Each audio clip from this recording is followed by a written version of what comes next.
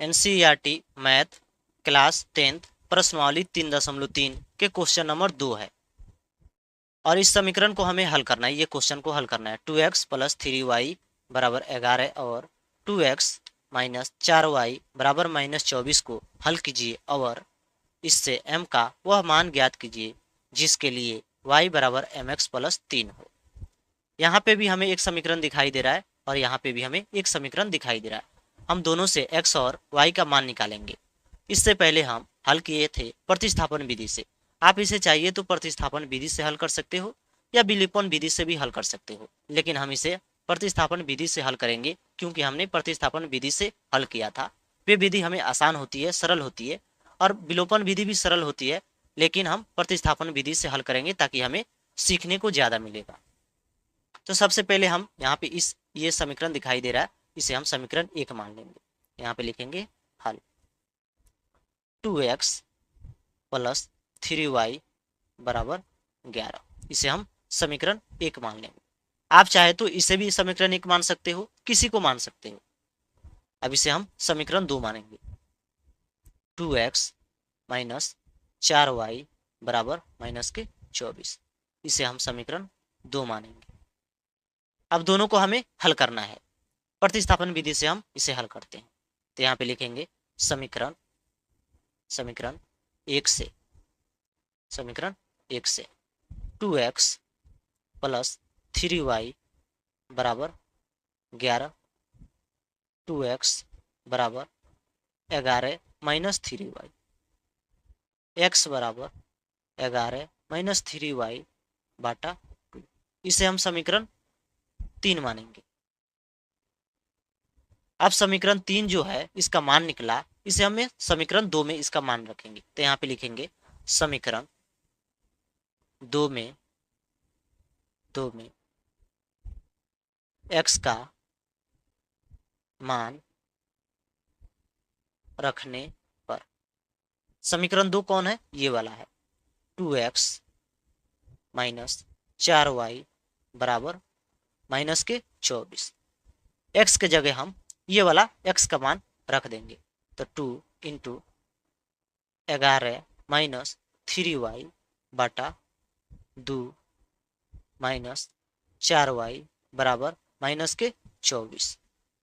अब हम इसे हल करेंगे। 11 दूना 22 माइनस 3 दूना 6y बाटा 2 माइनस 4y बराबर माइनस 24। यहाँ पे भी हमें बाटा का घटाव दिखाई दे रहा है, इसे हम हल करेंगे। इसके नीचे कुछ भी नहीं है तो इसे हम 1 ले लेंगे। एलसीएम हो जाएगा इसका 2, 22 माइनस 6y माइनस 8y बराबर माइनस के 24, 22 माइनस 14y बाटा 2 बराबर माइनस के 24। अब यहाँ पे हमें कैंचिया गुना करना पड़ेगा। इसका गुना इधर होगा और इसका गुना इधर होगा। इसके नीचे कुछ भी नहीं है तो 1 है। तो 22 माइनस 14y बराबर माइनस के 48, माइनस के 14y बराबर माइनस के 48 माइनस 22। ये वाला 22 इधर प्लस में था, इधर लाए तो हम माइनस में कर दिए। यहाँ पे 14 होगा माइनस के 14y, माइनस के 14y बराबर 48 और 22, ये हो गया 70, तो माइनस के 70। y बराबर हो गया माइनस 70 बाटा माइनस 14, 5। y का मान आ गया 5। y का मान यहाँ पे निकला 5। अब y का मान हमें समीकरण 3 में रखना है। तो लिखेंगे समीकरण 3 में y का मान रखने पर समीकरण 3 ये वाला है। x बराबर 11 माइनस 3y बराबर 2, 11 माइनस 3 गुने 5 बाटा 2, 11 माइनस 15 बाटा 2, माइनस के 4 बाटा 2। तो x बराबर हो जाएगा माइनस के 2। x का मान आया -2, y का मान आया 5। अब हमें क्या निकालना है यहाँ पे, y बराबर mx प्लस 3, ये हमें निकालना है। तो y बराबर mx प्लस 3, तो y का कितना मान है 5, तो 5 लिखेंगे बराबर, m का कोई मान नहीं है तो नहीं लिखेंगे, गुने x का मान कितना है -2, तो -2 जोड़ 3, 5 बराबर -2 m जोड़ 3, 5 -3 बराबर -2m।